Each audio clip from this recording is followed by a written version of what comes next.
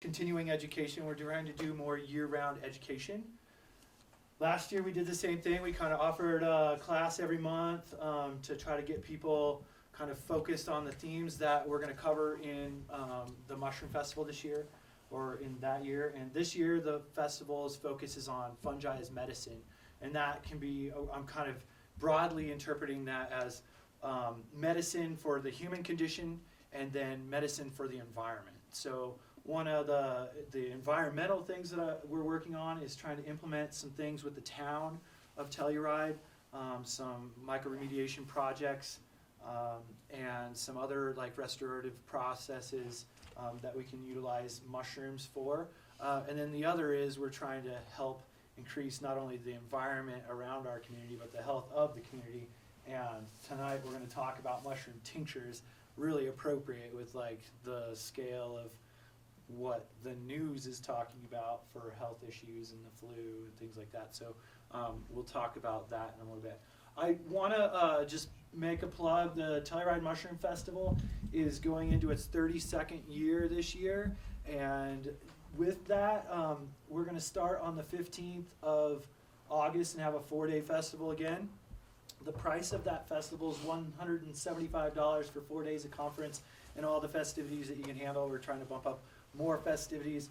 The library is again in a partnership with the Mushroom Festival, and we're going to try to have a few more bigger things, but once we get those solidified, we'll let you know what those are. And so I hope you guys look forward to that. It also starts at the end of the Perseid meteor shower, and so on the back table there's little business cards that look like this, and it has a little bit in there that reflects that, but it also reflects last year. We're trying to tie things together so that it's not just individual years, but that there's a flow of things happening through that. So my name's Scott. I'm the director of the Telluride Mushroom Festival, and tonight I'm going to talk to you about mushroom tinctures. And there are numerous people that are going to present at the festival this year, and I want to highlight one of those guys who's going to be one of our headliners. And his name's Robert Rogers. He wrote this book, The Fungal Pharmacy, which you can get at the bookstore. And he's doing a phenomenal job at collecting information from native peoples around the world that have been utilizing mushrooms as medicine. And in this case, he's going to come and talk to us about it. He's kind of the kind of person that doesn't just buy into the hype of medicines and supplements and things like that. He actually asks the right questions and upholds a really high ethical standard, so that when you hear something that says, oh, this mushroom does this, he doesn't just take it for granted. He's like, what's your source? Where did you get that information? And is it really that beneficial? What are the detriments? What are those things? So tonight we're going to talk a little bit about kind of those ends of things. I'm going to briefly go through kind of the benefits of the tinctures and things like that. We're going to go over one tincture in specifics, specifically the reishi tincture, and we'll go through some specific health benefits and the different active constituents, things like that.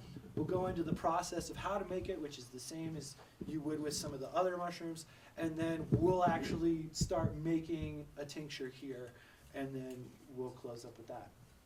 Are there any questions right now? I'm sending around a little piece of paper. If you put your name on it and your email address, I'll give you a discount to the Mushroom Festival this year. If you buy a ticket before the end of February this year, I'm going to continue giving my locals only discount price for up till the end of February. So if you're interested, grab one of these little cards and email me, because my information's on the back of it. Cool. Excellent. All right. So mushroom tinctures. I'm going to talk about reishi. Reishi is that mushroom right there that you see growing out of the tree. It's a polypore mushroom. I'll pass one around. You can take a look at it. They're also known as the varnish conch. There's numerous other names for it. Just pass these around. They'll get back to the table at some point. That's reishi. This is chaga. Maybe you guys have heard of chaga. These are all super duper highly medicinal mushrooms. Then we got turkey tail. You guys can just pass these around. At some point I'd love them to get back up on the table, or you can hand it back to me. These are 3 really common things that are in the news right now that are being studied. They're highly medicinal. The FDA does not recognize that, and I'll show you a disclaimer here. They recognize it maybe as a supplement or whatever, but the reishi's been used in Chinese medicine for over 2,000 years.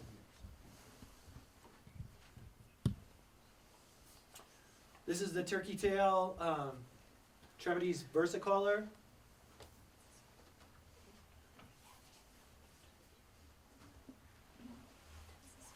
And that's reishi growing just in a very active growth state for fruiting.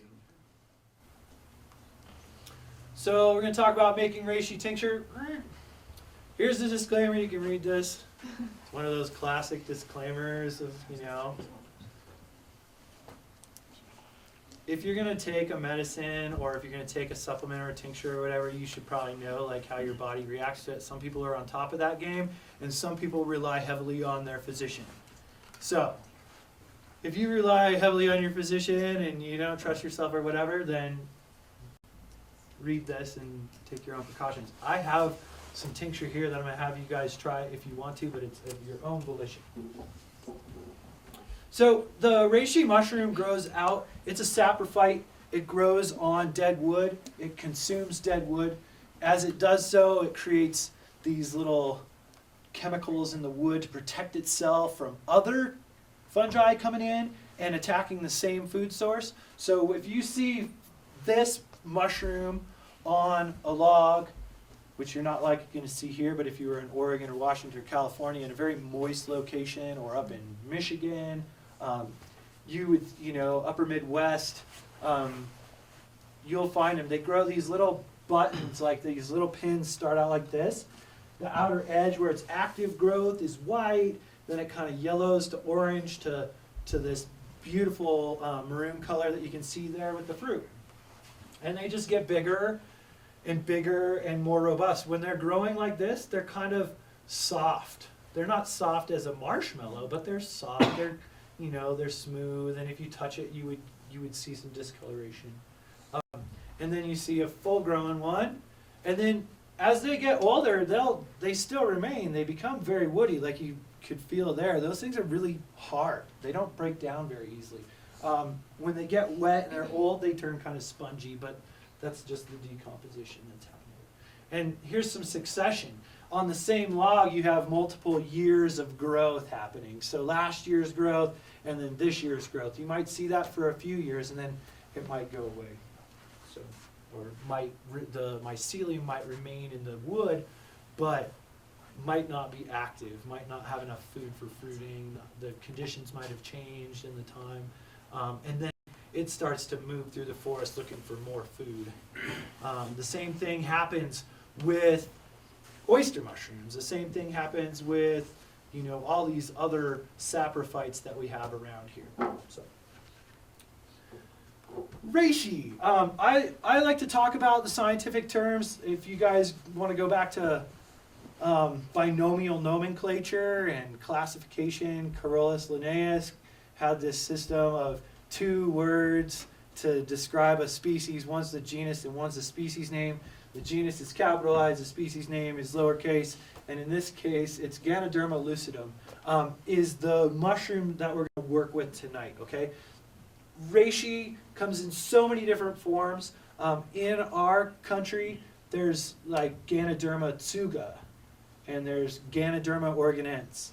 And so, and those have different active constituents, and they don't necessarily meet the broad scale of health effects that Ganoderma lucidum does. And Ganoderma lucidum has been used for over 2,000 years in China as a medicine, and has so many names, but names that really do kind of begin to address like what this mushroom is capable of. And each of the colors there that you see, each of those colors of mushroom, of reishi, has a different health effect.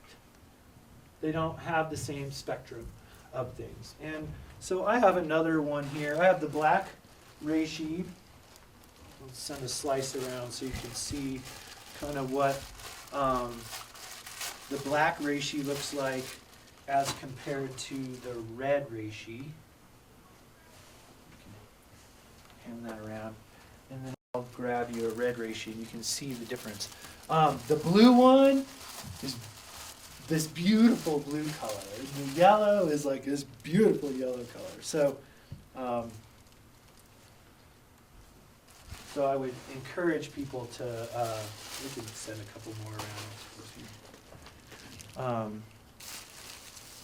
I would encourage you to look it up on the internet, pictures of reishi, and there you'll find a page that'll show you all 5 different colors, and it's really beautiful to see them. They're really intense colors. The black reishi is kind of a really super deep, like maroon color, you know, just really dark like this one here. And then the red reishi has that like nice wine colored cap.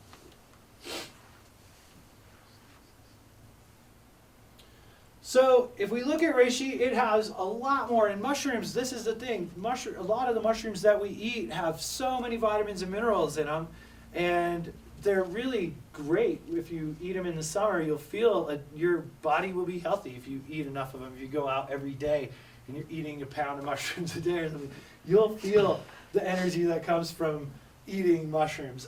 And you can use it as a replacement for protein in your diet because they have such a high amount of protein. So if you look at the protein count, 26%, that's pretty great amount of protein in a food. So keep that in mind when you're buying mushrooms. They're pretty beneficial for us because of these things. The biggest one here, the one that I'm going to talk about a little bit more, is the polysaccharides. Polysaccharides, do you guys know what those are? Sugars. Saccharin, dextrose, glucose, fructose, all those things are sugars.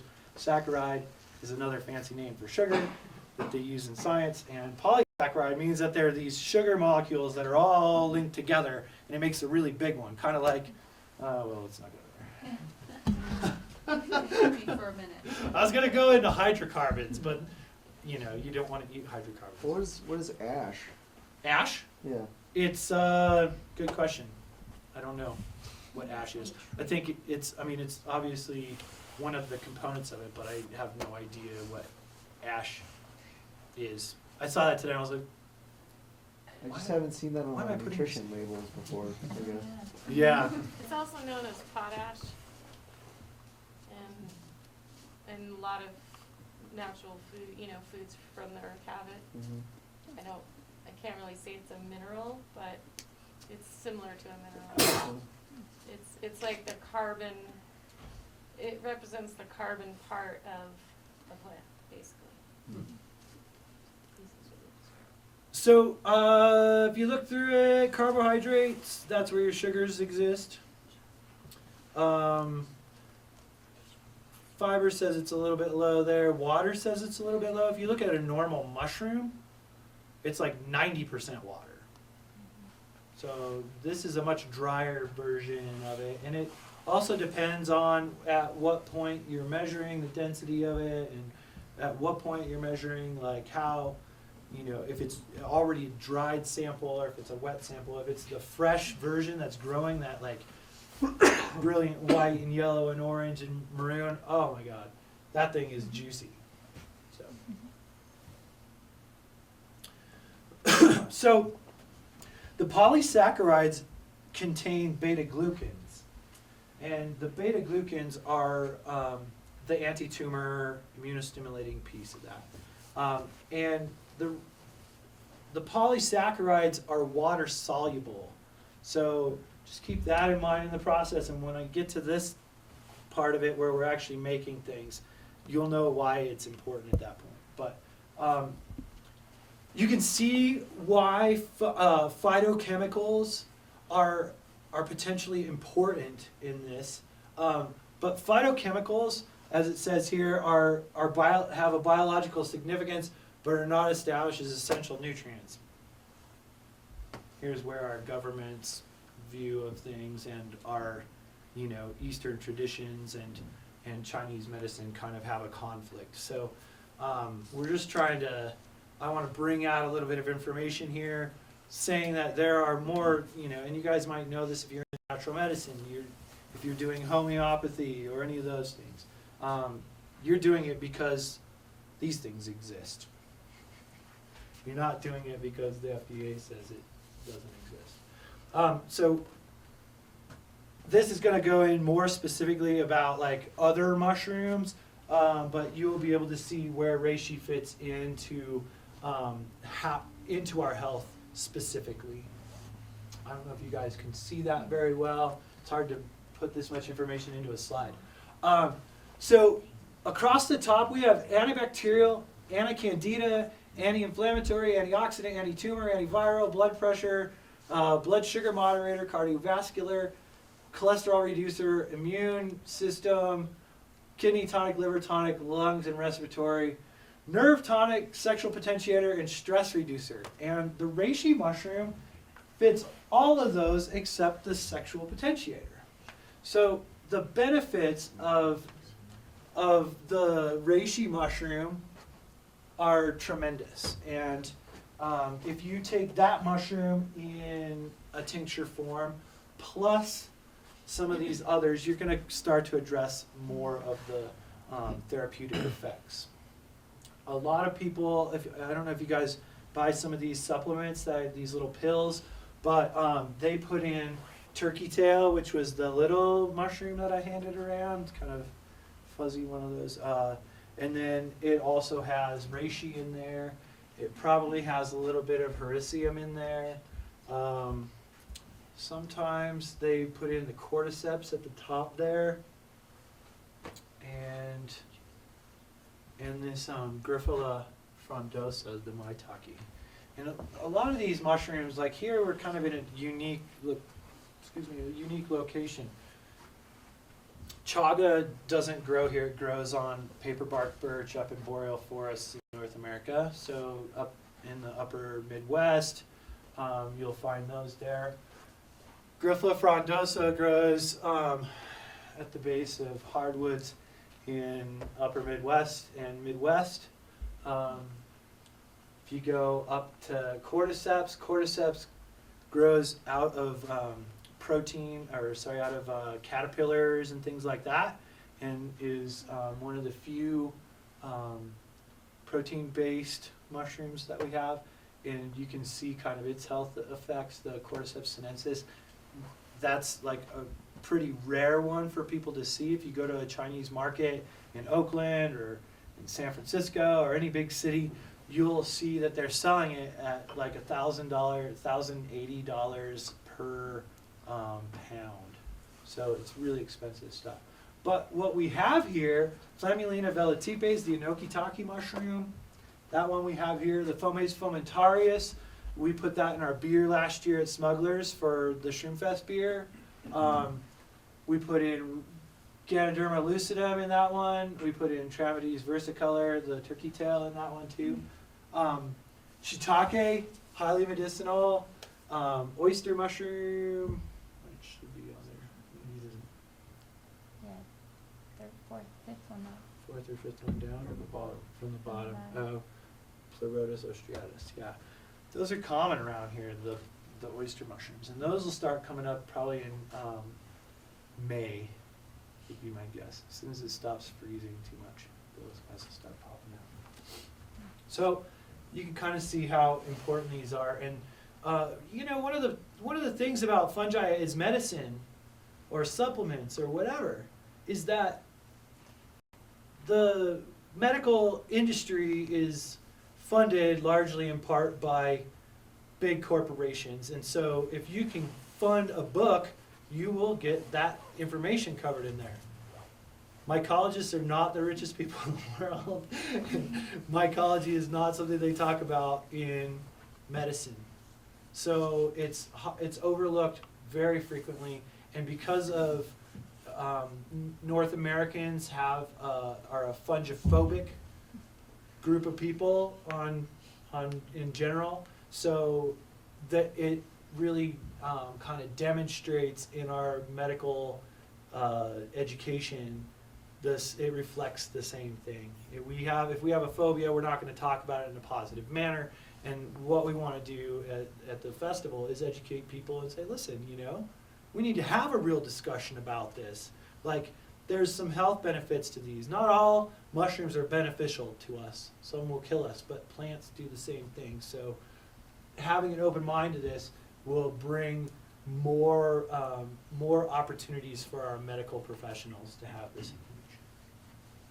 So this is the area right now that most people are really getting interested in, is where does the mushroom world fit into cancers?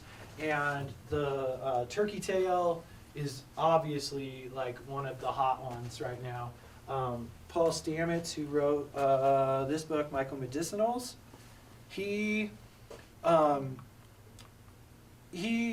released some information, I believe, about the turkey tail, saying that post-chemotherapy treatment, it boosts the immune system better than traditional methods or something like that. So, the Ganoderma lucidum here, the reishi mushroom, these charts right here are adapted from Paul's book, Mycelium Running, and it's also one of those charts is put in here too, so you can take a look at these in a few minutes. The reishi mushroom is super, super helpful as well. So if we start looking at these, a lot of people are really interested in the female reproductive health and the different cancers that revolve around that. And just take a look and see which ones hit those, because I know a lot of people, it's really common, and it's really good for us to know where those exist. But you can also find this information on the internet. If you look up the cross index of therapeutic effects of mushrooms or something like that. All right, so we're going to talk about making a tincture.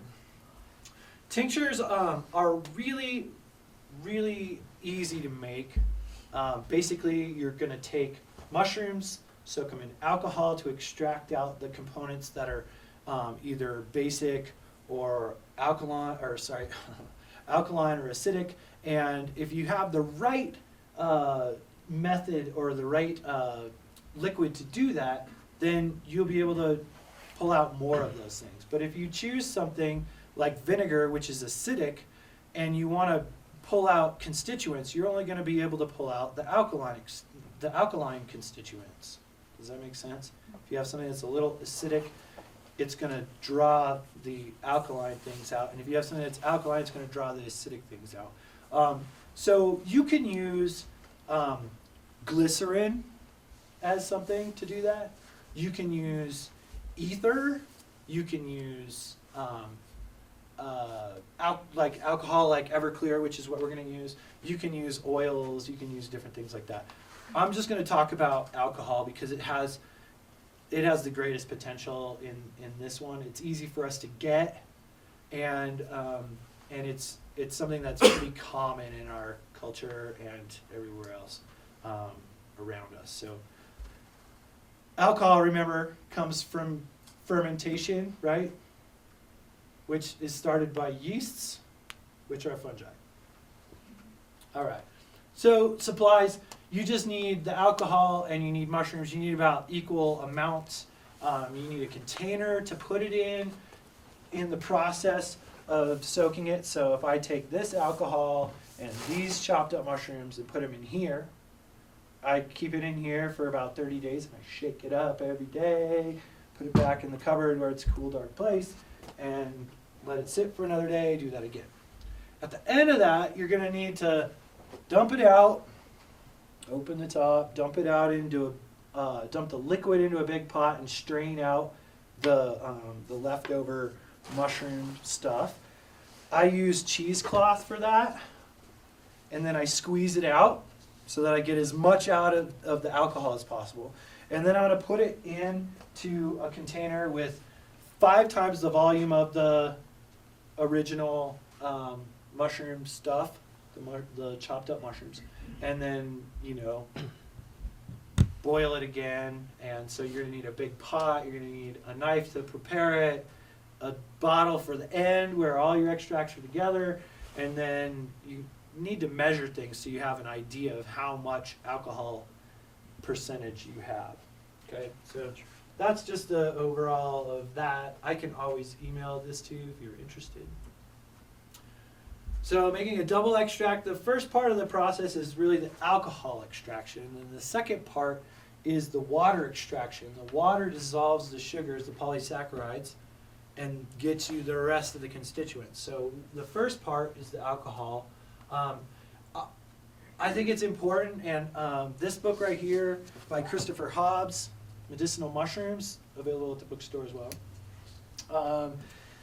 talks about this process.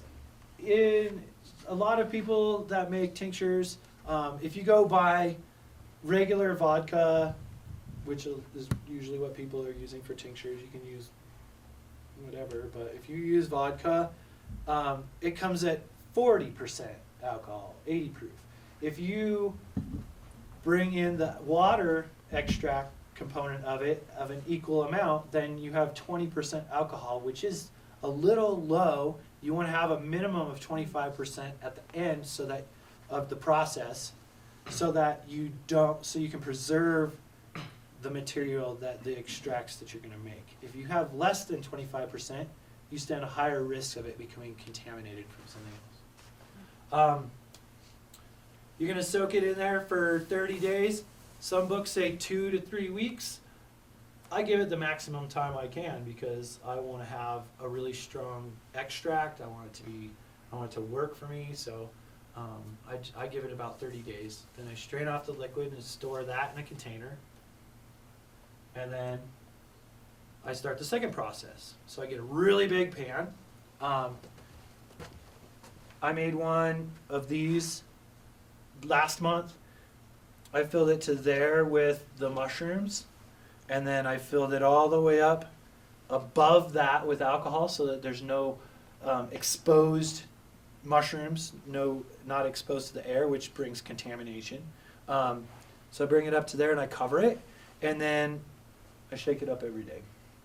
At the end, when you have that much mushroom mass, you need a very large container to get 5 times the volume of that in water into the container, plus the mushrooms. So you need a 4 or 5 gallon pot if you're going to use something like that. You'll bring it to a boil, simmer it for an hour, and then you'll pull out all of the mushroom stuff, squeeze it out with a cheesecloth to get out as much goodies as possible. It starts to, you can see when you squeeze it, it starts to become milky out of the bottom of it. You'll squeeze out that, compost it, and then boil that water down until it's 1/5 of its volume. You're concentrating the active constituents that are dissolved in the water, and you're bringing it down to a volume that's equal to the original volume of liquid that you started with in here. So then you started out with whatever, if you started out with 1,500 milliliters, you're going to add 1,500 milliliters, which means your 90% alcohol or whatever is now 50% of that by doubling it with water. So then you're at 45% alcohol, which is above 25%, which is good. I have a question. Yes. You're taking the reishi from the first extract, putting it in the pot, including the liquid, right? Including the... No. No. The alcohol stays out of there. Okay. Yeah, That you was don't... my question. Do not put the liquid next to your gas stove, okay? Yeah. We're talking alcohol, very But flammable, Do explosive. you keep that for later process? Yeah. Okay. So I take that original stuff, I put it in one of these containers off to the side, and then I take all that other stuff and boil it down, and then I put it in here and finish, then they're mixed. Okay. Then you have everything. Cool. Let it cool down. You don't want to put like a hot liquid in with like the alcohol, because then it'll off gas and stuff like that. Just let it cool, and then you have less issues to deal with in your respiratory system and everything else. Plus, if you put that in a container and it's hot, you seal it down, it'll seal the top on there. as it cools. Cool. To finish it, just add the cooled water extraction, which contains your water-soluble polysaccharides and your alcohol constituents. You're gonna mix them together, put them in a dark bottle like this, an old Myers rum container with all the labels taken off of it, and then calculate your percentage of alcohol. If you use equal amounts, if you put in an equal amount to what you have of the alcohol, you're just going to divide it by 2 and it'll tell you your alcohol percentage. Okay? If you change that, then you got to do a little calculation. And some people, after they get out of high school and college, don't want to go back to math class. So if you have those issues and you really think it's necessary, you can contact me and I'll figure it out for you. It's not too hard for me. All right. And if you guys want to continue your reading and whatever, Fungal Pharmacy by Robert Rogers. He's going to present at Mushroom Festival this summer. Really incredible guy from British Columbia. Medicinal Mushrooms by Christopher Hobbs. He lives in California. Michael Medicinals by Paul Stamets. He lives up in Washington State. He also produced this book, The Growing Gourmet and Medicinal Mushrooms. I use these books all the time with the things I'm doing. You can also find out how to make a tincture from plant books. Okay, this one by Michael Moore is Medicinal Plants of the Mountain West. So it goes into his version of how to make a tincture.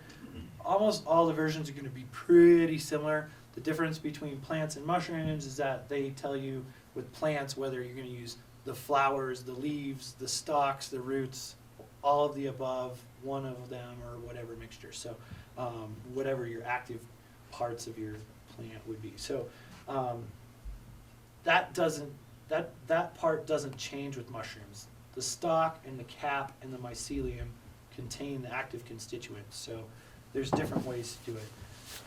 This is just one method. You can experiment on your own with other methods. Another way to do it, if you don't have just mushrooms, let's say you have mushroom mycelium growing on grains, like oats or barley or quinoa or any of the grains, you can take that, blend it up with like a immersion blender and a big blender, soak it in alcohol for a couple weeks, the same process, go through the same process, use a muslin bag because you need a really fine filter to get that stuff because you're working with things that have been partially fermented or decomposed, and so you're going to have much smaller material than with this right here. So you can use that and follow the same process that you would have before, except this time I don't actually do a water extraction from it because it becomes real messy when you're boiling grain for a really long time. So then you get gooey stuff. And unless you want Pillsbury Doughboy in your mouth, yeah, I'd avoid it. Are there any questions right now? All right, yes. Maybe I missed, are you using fresh mushrooms or dried? We're using dried mushrooms. So with reishi, reishi becomes very, very tough as soon as it's dry. It's relatively dealable when it's wet and fresh, like when you saw those first photos of it. When it looks like that, it's pretty soft out here. This is really tough stuff here.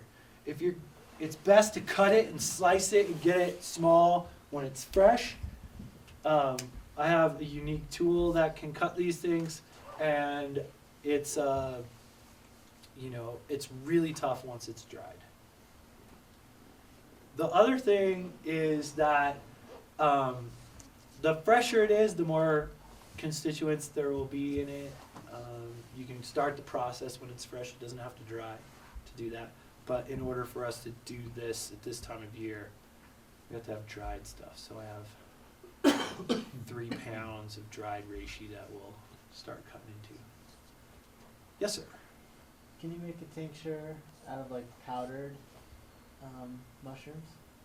I think, yeah, you could. You just have to figure out how you're gonna strain it out at the end. Yeah, would it be better just to like take it in your tea, or do tinctures really like actually make it more available to you?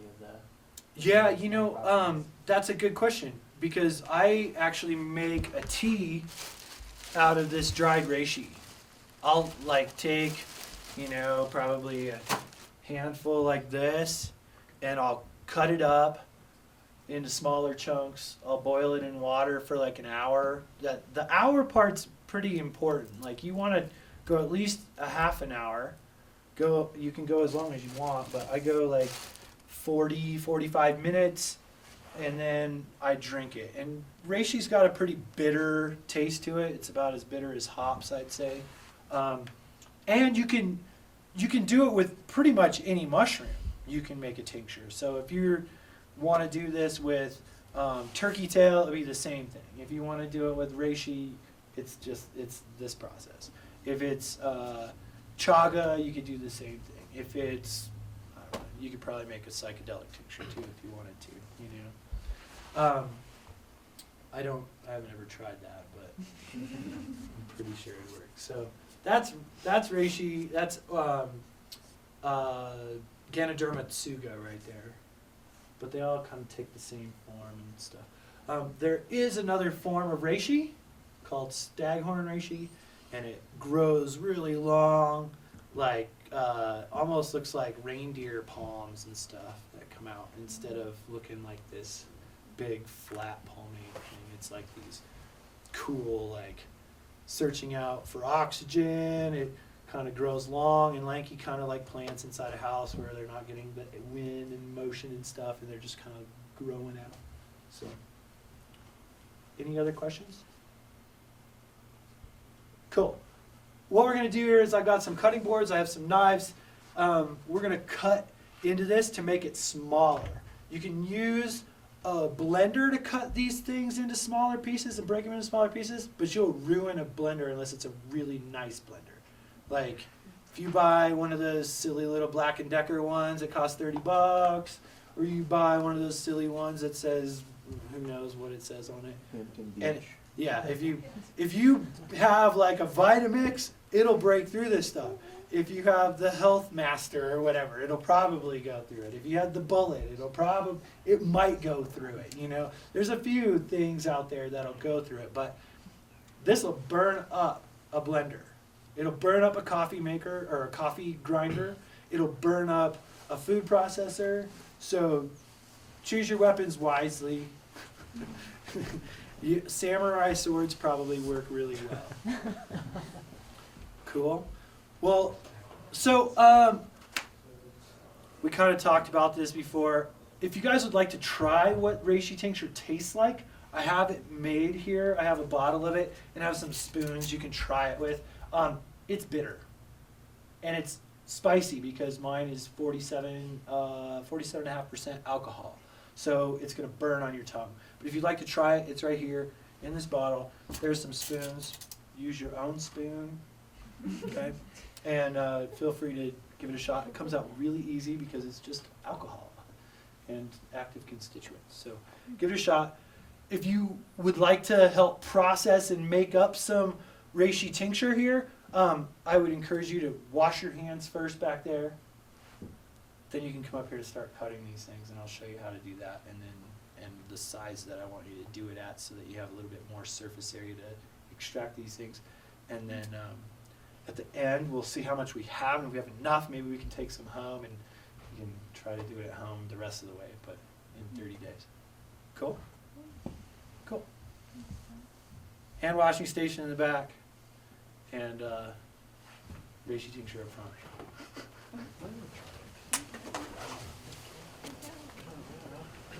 I'll wash mine.